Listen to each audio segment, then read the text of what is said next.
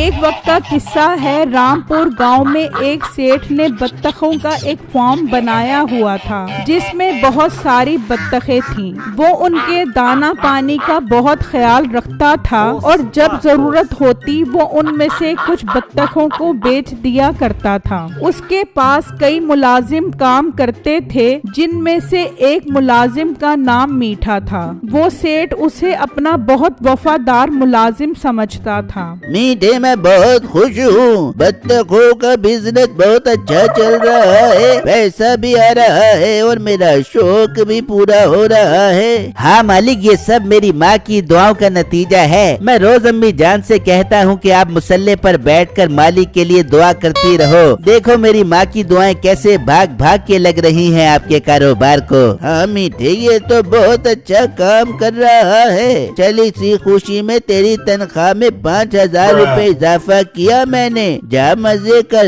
अरे वाह सेठ साहब, आई लव यू। मैं घर जाकर ये खुशखबरी सुनाता हूँ। मीठा वहाँ से निकलता है और अपने घर पहुंचकर ये बात अपनी माँ और बीवी को बताता है। ओ मीठे, बगैर तो क्यों झूठ बोलता है तू? मैंने तो कोई दुआ नहीं की तेरे सेठ की बत्तखों के लिए। ओ अम्मा, झूठ बोलना पड़ता है, ऐसे ही तनख्वाह नहीं बढ़ जाती। मीठे, तुझे खुशी हो बेगी 5,000 रुपए बढ़ने की, मुझे खुशी नहीं है। अरे वो क्यों बेगम, तू क्यों खुश नहीं है? मीठे, तेरी सोच मुलाजमा वाली है, मुलाजमा वाली ही रहेगी। सारी जिंदगी मेरे पूरे खानदान में मेरी नाक कटवाता रहता है। नहीं, तेरा कौन सा खानदान मुगले आजम है? अब्बा तेरा मोहची भाई तेरा पंचर की दुकान चलाता है और बात तू नाक कटने वाली कर रही है। नहीं, तू जहेज में ले आती पैसे, मेरा बेटा भी कारोबार कर लेता। सुन रहे मीठे, चुप करके सुन रहे अपनी माँ की बातें। ये नहीं कि इसके मुँह पे 2 चमट्टे मार दे। मिसड़ा बन के खड़ा मैं जा रही हूँ। ये कहकर नसीबो वहाँ से चली जाती है। अम्मा, तेरे से भी चुप नहीं रहा जाता, हर वक्त उसके पीछे पड़ी रहती है। किसी दिन मैंने तेरी बेइज्जती की तो तुझे लग पता जाएगा। तो कर ले मेरी बेइज्जती। हर कोई मेरी मुंह पर बिस्ती कर रहा है और मुझे ना महसूस नहीं हो रहा। महसूस तुझे कहाँ होगा, तू तो आप खुद बहुत बड़ी जासूस है। मैं अपनी बेगम की नाक कटवाने नहीं दूंगा, बल्कि उसे बहुत बड़ा कारोबारी बन के दिखाऊंगा। फिर जब अगला दिन निकलता है तो मीठा अपने काम पर आ जाता है। आजा मीठे, आज खैर से काम पर आने में देर कर दी तूने। बस मालिक, रात सोते हुए थोड़ी देर हो गई, इसीलिए सुबह देर से आँख खुली मेरी। चल ठीक है, मैं जरा एक जरूरी काम से जा रहा हूँ। तू आज यहाँ पर बैठ और मुलाजमों से बत्तखों के दाना पानी का इंतजाम करवा। ठीक है मालिक, आप बेफिक्र होकर जाओ, मैं सारा काम कर लूँगा। फिर सेठ वहाँ से चला जाता है और मीठा सोचने लगता है। जा जा सेठ, अल्लाह करे तेरा काम इतना लंबा हो जाए कि तू कभी वापस ना आए और इन सारी बत्तखों का मैं अकेला मालिक बन जाऊं। वो सोच ही रहा होता है कि उसके पास एक आदमी बत्तख खरीदने आता है। अरे भाई, जरा पिंजड़े से 3 छुछड़ी बत्तखें निकाल दो। आज शाम में मेरे घर मेहमान आ रहे हैं, मैंने उनको खाने में बत्तख खिलानी है। अरे वाह तेरी अय्याशियाँ, लोग दावत में मुर्गी खिलाते हैं और तू बत्तख खिला रहा है। हाँ ना, मेहमान बहुत खास हैं, इसीलिए मैं उनको खाना भी खास खिलाऊंगा। पैसों की फिक्र ना करना, बस माल अच्छा देना। ये सुनते ही मीठा सोचने लगता है, यार आज मौका काफी अच्छा है, मालिक भी नहीं है, क्यों ना आज थोड़ी सी रोजी बनाई जाए। जल्दी करो भाई, मैंने घर जाकर काम भी शुरू करवाना है। अरे मेरे प्यारे भाई, आप क्यों बत्तखे घर ले जाने का कष्ट उठाते हो? मैं हूँ ना, आप मुझे अपने घर का पता बता दो, मैं थोड़ी देर बाद बत्तखे लेकर आपके घर पहुँच जाऊँगा। अरे वाह भाई, ये तो बहुत अच्छी बात है, मैं तुम्हें अभी पैसे दे देता हूँ। ओहो, सबके सामने पैसे नहीं देते, बत्तखे लेकर आऊँगा तो वहीं पर दे देना। ठीक है, जल्दी आना, मैं तुम्हारा इंतजार कर रहा हूँ। ये कहकर वो ग्राहक वहाँ से चला जाता है। मीठे भाई, जल्दी बताओ बत्तख को कितनी खुराक डालनी है? बहुत जल्दी है तुझे खुराक डालने की, आराम से खड़ा हो, आज मैं खुराक डालूंगा। फिर मीठा पिंजरे के अंदर आ जाता है और 3 बत्तखे उठाकर बाहर फेंक देता है और बाहर आ जाता है। ओहो, अंदर तो बहुत बदबू है, मेरी तो नाक के बाल तक जल गए। तू जरा इनको खुराक डाल, मैं जरा थोड़ी देर तक वापस आता हूँ। फिर मीठा वहाँ आ जाता है जहाँ उसने बत्तखें फेंकी थीं और उन्हें उठाकर उस आदमी के घर आ जाता है। लो भाई साहब, मैं आपकी बत्तखें ले आया हूँ, अब जल्दी से 6,000 रुपए दो। मीठा उससे पैसे लेकर वापस फार्म पर आकर बैठ जाता है। आज तो उसकी खुशी का कोई ठिकाना ही नहीं था। तभी मालिक भी वहाँ आ जाता है। हाँ मीठे, सब बत्तखों को अच्छे से दाना डलवा दिया था तूने? जी जी मालिक, सबको पेट भरकर खुराक डाल दी है मैंने। चलो मेरी जगह से उठेगा भी या यहाँ पर बैठा रहेगा?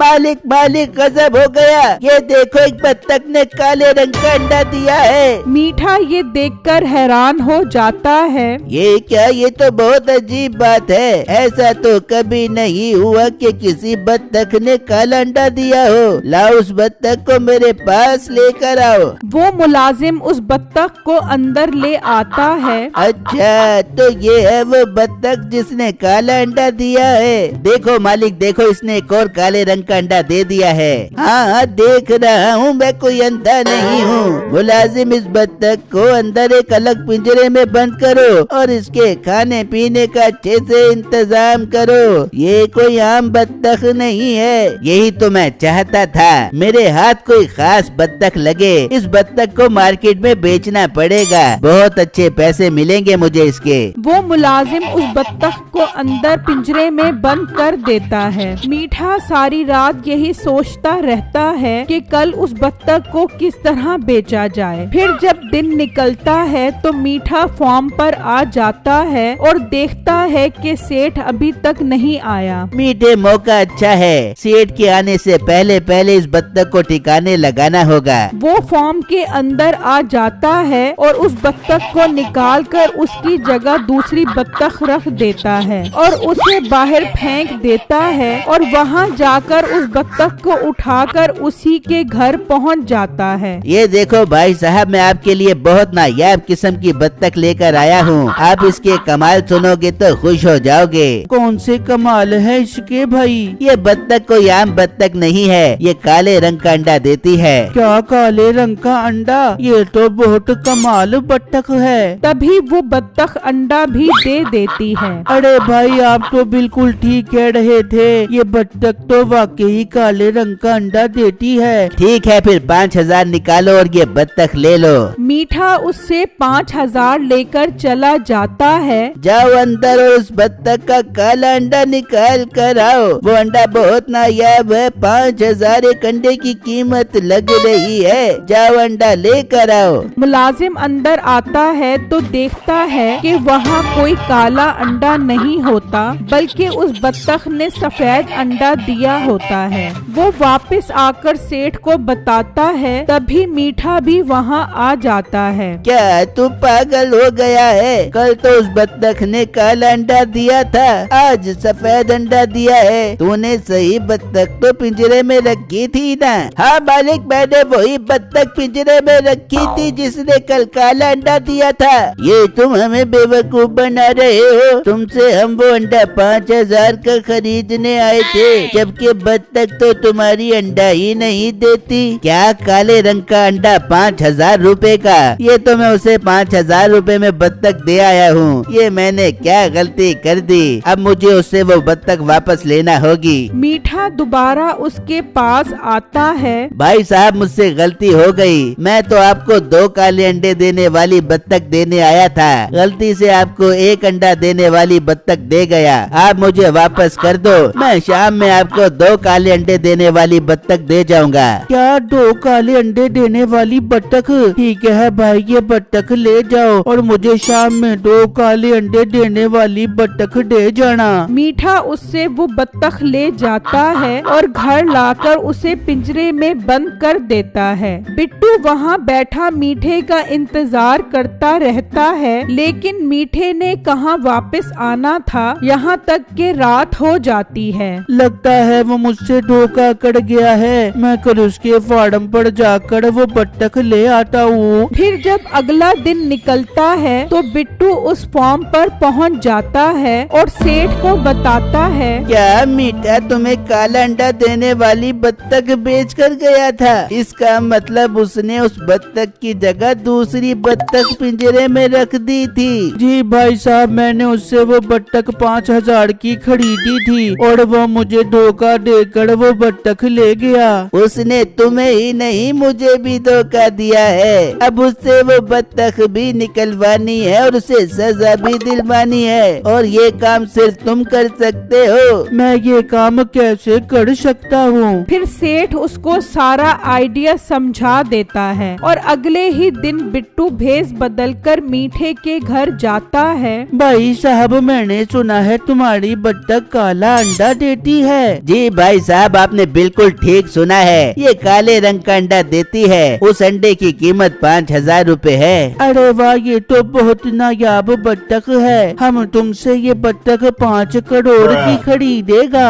क्या 5 करोड़? लाओ लाओ 5 करोड़ रुपए दो और ये बत्तख ले जाओ। मीठा उससे वो 5 करोड़ का बैग ले लेता है जिसमें सारे नकली नोट होते हैं और बिट्टू बत्तख ले जाता है। ये देख बेगम, मैंने वो बत्तख 5 करोड़ की बेच दी है। अब तू फख्र से पूरे खानदान में जाकर बता हम करोड़पति हो गए हैं। मिठे मेरी जाड़ के टोटे, तू मिठाई लेके आ, मैं पूरे खानदान में मिठाई बंटवा दूंगी। हाँ बेगम, मैं अभी इन पैसों से मिठाई लेकर आता हूँ। फिर मीठा मिठाई लेने जाता है और वहाँ बिट्टू वो बत्तख फॉर्म पर ले जाता है। सेठ बहुत खुश होता है। वहाँ मीठा जब मिठाई के पैसे देता है। अबे ये क्या, ये तो नकली नोट है। तू मुझे पागल बना रहा है। भाई साहब, ये आप क्या बात कर रहे हो? ये असली नोट है। तेरे असली नोट तो मैं भी निकलवाता हूँ। तू रुक, तुझे थाने में बंद करवाता हूँ। वो आदमी मीठे को जेल में बंद करवा देता है। हाँ, मेरी बत्तख चोरी की थी ना तूने,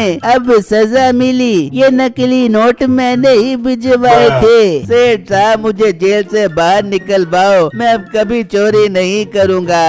अपना मुंह बंद कर और सारी जिंदगी जेल में सड़। मीठे को उसके किए की अच्छी सजा मिल जाती है।